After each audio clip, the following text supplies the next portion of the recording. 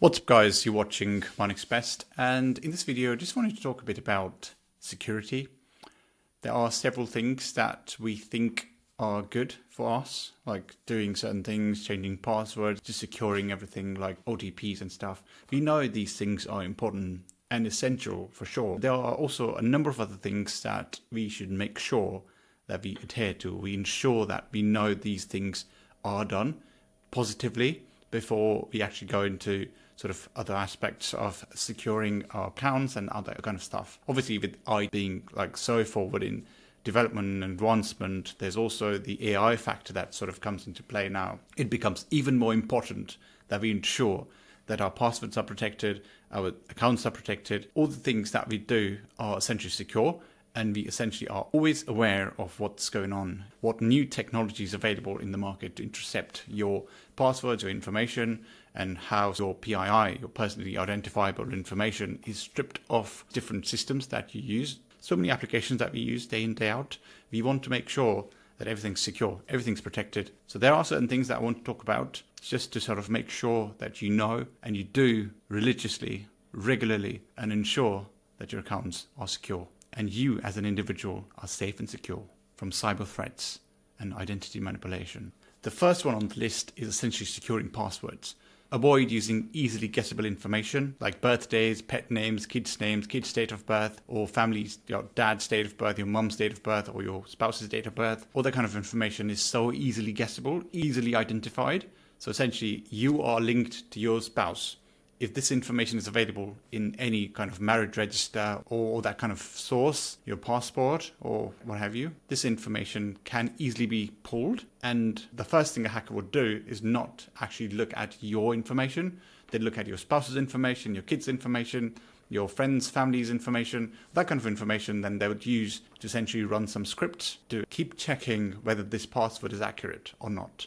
It's very easy, simple, very simple hack. Essentially, to secure your password, you should make it as complex as possible. Use uppercase, lowercase, symbols, and that kind of stuff, kind of a mix of those to make sure that the password that you use is not easily identified, easily searchable, guessable. People could do brute force with their passwords to have a long list of passwords attached to your profile, your name, your family, and others that could be very easily intercepted and identified.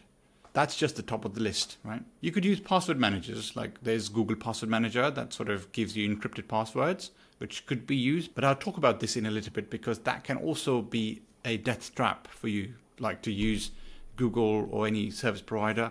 There could be some bespoke password managers that you could have specifically locally installed, not really talking to the internet. That could be essential, but I'll talk about this in a little bit. The next on the list is to monitor your accounts regularly. You should always be cautious of unsolicited emails, texts, or phone calls asking for your personal information to say, like, we are calling from the bank, we're calling from, like, let's say, the hospital or your GP to get some information. Essentially, let's say your account's going to be blocked to sort of, trap you into that conversation where they say they are from, let's say, the police department or from the hospital.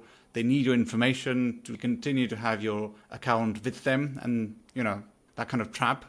Let's say when you're traveling or you're in a meeting, you might just say, oh, fine, let me just quickly give you this information because you want to get rid of that conversation and you also want to make sure that your accounts are safe. They're not getting blocked or closed. So you might just fall into the trap.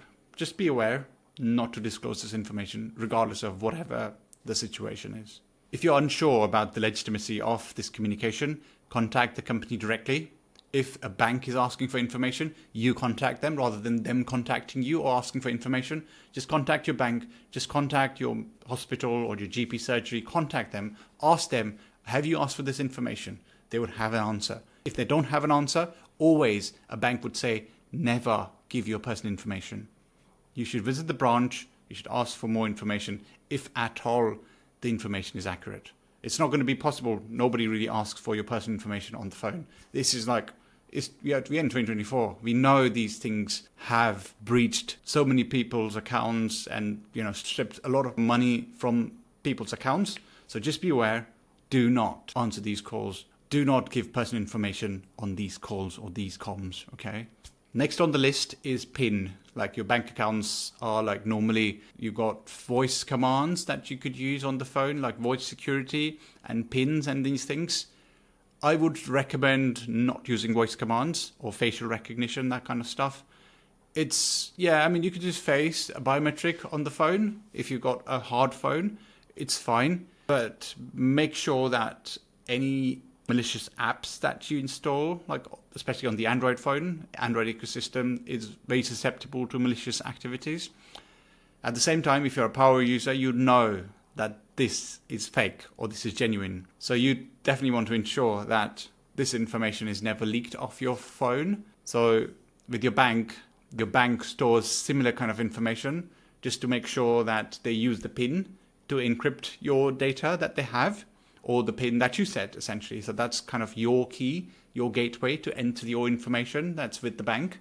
So just make sure that you keep changing the PINs and don't share the PIN with anyone. I would recommend just keep the PIN secure with yourself and not set up voice security on that kind of stuff, because these days AI is very capable of duplicating your voice and break that barrier of security. So essentially, whoever is behind the scene doing that fraud would have access to your account information very easily. So just be mindful of that. Next one on the list is to understand your credit score. So your credit score could help you get your mortgage that you need, and essentially to give you more accurate information about how you stand in terms of your account, your credit score, your rating, your money that you owe to different businesses, different banks, insurance companies and things. So just be abreast of what's going on with your account and just ensure that if there's any change with your credit score, just break even. Just make sure that you pay whoever you owe the money. If you're on a mortgage, you'd know that there'll be some difference in the score. If you're not on a mortgage, then obviously it's a different story for you. But just keep a track of that, because anyone can be abusing your credit cards or your account, and you'd very easily identify that from the credit score, if at all, for some reason, you're not actually tracking your account information. The next on the list is to keep all the softwares updated. So obviously, app developers and companies are also responsible for your security. They are regulated, so they are supposed to ensure that your personally identifiable information is protected, secured, and that kind of thing. So they may push some patches, some updates on your software, on the apps that you use on the phone or your computers. They would push some security updates as part of these software updates. So just ensure that you do that. There would be ads. So one of the things I hate the most is that to monetize their platforms, some companies do also push some ads from, to get some AdSense revenue and stuff. But that's not really ethical. You should always ask customers about whether they would like these ads to run on the platform. I would say if you're using an application, they should be responsible for asking the customer whether they would like ads to be run on the platform. And one thing that they should definitely do is ensure that all the security patches or the, security upgrades and, leveling up with what's going on in the market, all the vulnerabilities and stuff, they are addressing those with the software updates, regardless of whatever they do with monetizing the platform, running ads and stuff. That's essential. And you should definitely ensure that all the softwares that you use are updated. Every software, your phone software, your apps that you install, your desktop apps that you use, everything that you use, it should all be updated. The next on the list is public Wi-Fi. That's kind of an easy one. You should definitely make sure that whatever you do on the public Wi-Fi, whenever you use, let's say when you're at the airport and other public Wi-Fi environments, make sure that you don't do any kind of sensitive transaction like OTPs being sent around, especially on your email, because that's connected to the internet. Hackers may not be able to intercept your phone's messenger, but they may be able to intercept what's coming to your email. So let's say if you're making a transaction on the public Wi-Fi and that transaction requires an OTP that's sent to your email. So that means that you are definitely susceptible to an attack. Instead, always use OTP on the phone number, because that uses a completely different channel, which in most cases is secure. But above all, just don't do any transaction. Don't do any financial transaction in a public network. The next on the list is two-factor authentication or multi-factor authentication. There are different names to the same thing. Assure that whenever you're making a transaction, you use your biometrics, you use OTPs and stuff over and above a password that you already used. Like there are Authenticator, Microsoft Authenticator, Google Authenticator, and there are certain methods that you could use. The gold standard is essentially to use hardware-based security, such as your phone's biometrics or facial ID, which was essentially part of something called a FIDO Alliance, FIDO2 security, which ensures that there's a level, like 2 layers of security, not just one. Like you entered the password and you get access. That's not to be, because it's very easy. If hackers run sequences and combinations of passwords, they might hack into your account if your passwords are not as difficult to track or trace. Let's say if you, by mistake, had your password leaked in any way by an app or a company that got compromised, the 2-factor authentication would ensure that even if the password is compromised, the second factor, the second gate, the security gate, wouldn't be breached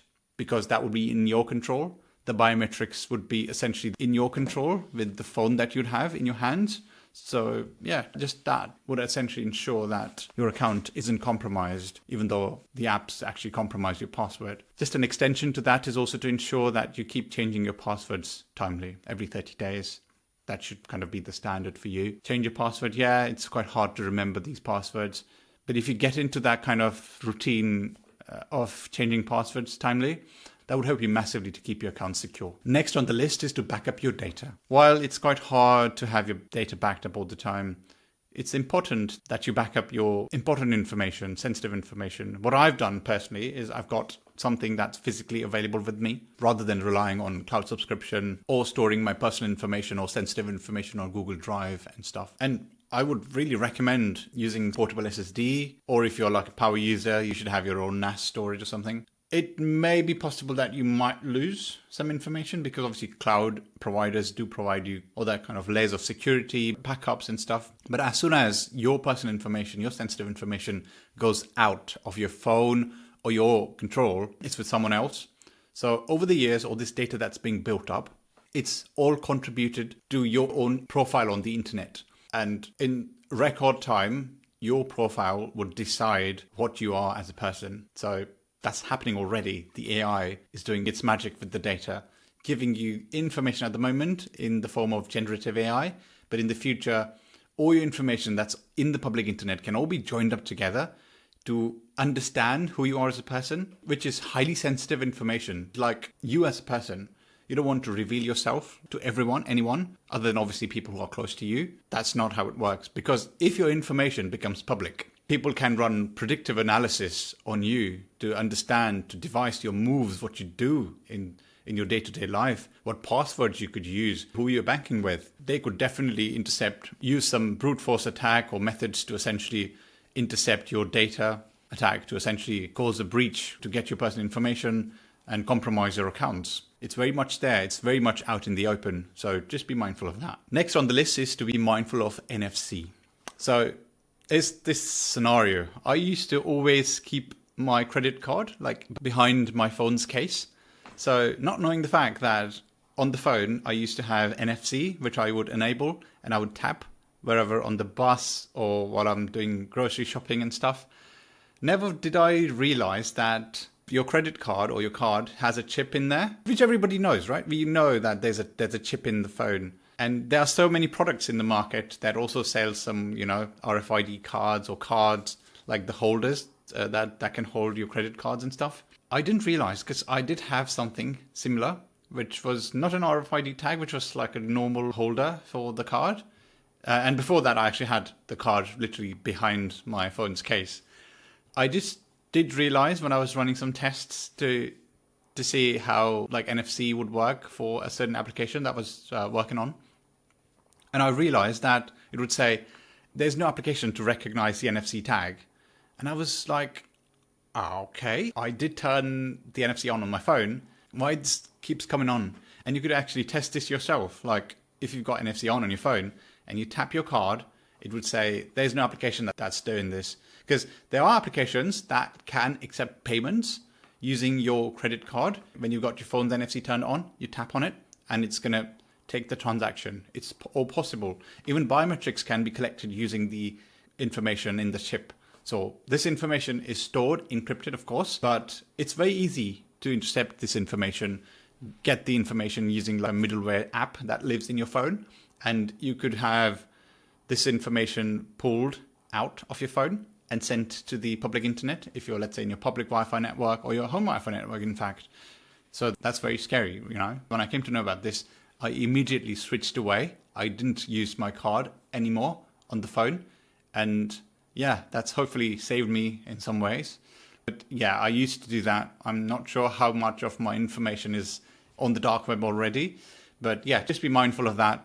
Don't keep your credit cards or debit cards with a chip in there in a phone that has NFC enabled. The next on the list is to protect your devices. The devices that are important to you are your phones, your laptops, whatever has personal information about yourself should always be protected. That's an asset that lives with you. Never leave these things out in the open to make them vulnerable for people to just pick them up and take them away. You know, sometimes you leave the phones in the buses and trains. Now these phones and your personal devices have become more important more than ever. So important that they now have your biometrics, they have your Face ID, they have so much personal information. You should definitely ensure that, you should have some carry case and stuff to ensure that your phones are always with you, or at least do something about keeping them locked, or enable Find My Device, or remote encryption and locking, or remote deletion. All those things should be enabled on both Android and iOS devices. Laptops might be tricky ones. Things like BitLocker and stuff that have been there for so many years should also be enabled to ensure that even if some malicious person gets their hands onto your personal devices, they just can't access it. The data is already encrypted, so they can't decrypt unless they have the pins, the passwords that are required to decrypt those devices. Next on the list is social media. Of course, you have to be wary of social media, Facebook, Instagram, and all these different apps that you use, Twitter, TikTok. I have seen so many profiles that sometimes share, let's say, I've got my driving license, here's the picture. I've got my new passport, my citizenship and stuff. They all take pictures, they share it on social media. You can't do that. This is your personal information. You're basically flashing your personal information and sharing this with the world. Yeah, you're excited, but don't share your personal information. Do not do that. This is basically easily handing out your personal information to someone who would hack into your accounts and take all that is yours. Rather than sharing the pictures, maybe at least blur them manually, or the best you should do is just don't share this information. You can share a text that says, yeah, I've done this, and this. I've qualified into whatever, I've got my driving license and stuff, but do not share the actual card that has your personal information, okay? The final one on my list is to educate yourself. You should always know what's going on. Things have changed. Things are changing drastically every single day. Ensure that you're abreast of all the different changes in technology. You should know how you use your phone. You should know how these different hacks happen. You should always be aware. In the generation of the 60s, 50s, 40s, it's very difficult to make them understand that these problems do exist. If you have parents, grandparents, you should educate them as well as yourself to make sure that they don't answer such calls, which would essentially cause financial harm. So the bottom line here is to educate yourself and everyone around you, to protect yourself, protect everyone else around you. And that's pretty much it for this video. If you like this video, do give it a big thumbs up, share this video and subscribe to MyNextBest. And as always guys, thanks for watching and see you in the next one. Take care, cheers, ciao.